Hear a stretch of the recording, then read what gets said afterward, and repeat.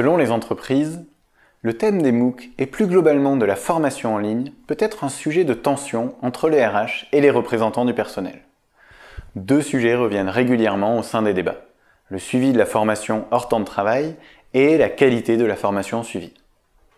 Sur le suivi hors temps de travail, les représentants du personnel invoquent le fait que les MOOC sont accessibles n'importe où et n'importe quand et que l'employeur ne doit pas déporter le temps de formation sur le temps libre des salariés.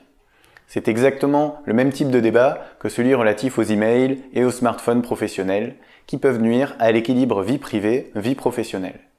Il convient donc de s'orienter vers les mêmes solutions. D'une part, l'employeur doit communiquer clairement aux salariés sur les conditions de suivi de ces formations, et d'autre part, il convient d'associer les représentants du personnel dans la rédaction, par exemple, d'une charte de suivi des formations en ligne.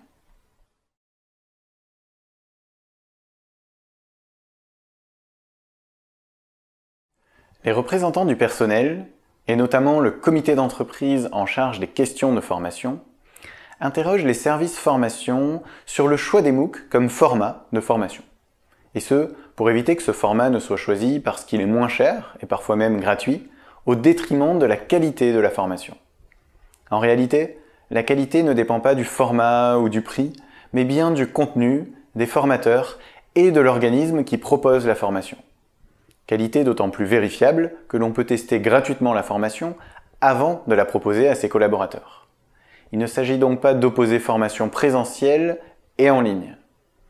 Au-delà, les MOOC et leur accessibilité permettent même à des personnes qui se formaient peu ou pas de pouvoir à nouveau se former et ainsi revenir dans une logique de formation réellement continue.